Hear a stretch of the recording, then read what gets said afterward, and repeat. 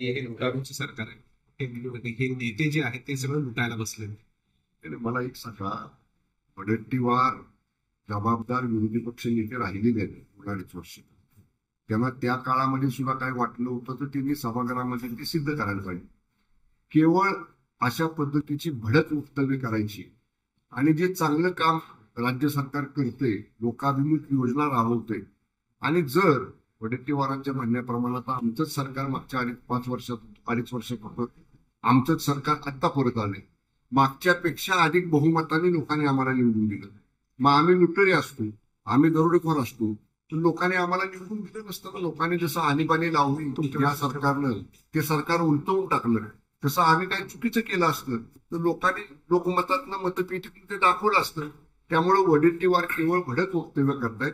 त्यांच्याकडे कुठल्या विभागाची माहिती असेल, सरकारबद्दल त्यांना काय टीका करायची असेल, विधिमंडळाचं व्यासपीठ आहे, हाय आता अधिवेशन सोमवारपासून चालू होते, त्यांनी मांडावं, जनतेत जाऊन मांडावं. कारण लोकांनी या निवडणुकीमध्ये या सरकारला प्रचंड मॅन्डेट, 240चं बहुमत 288 सभागृहामध्ये आजपर्यंत जेवढं मिळालं होतं एवढं मोठं बहुमत हे महाराष्ट्रातल्या सरकारला या महायुतीच्या दिलेलं आहे.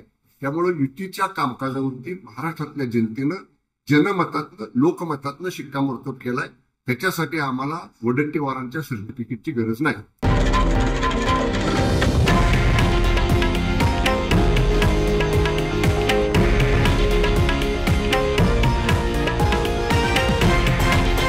हे आहे देशातील नंबर 1 न्यूज नेटवर्क आणि आपण पाहत आहात TV9 मराठी, एकमेव.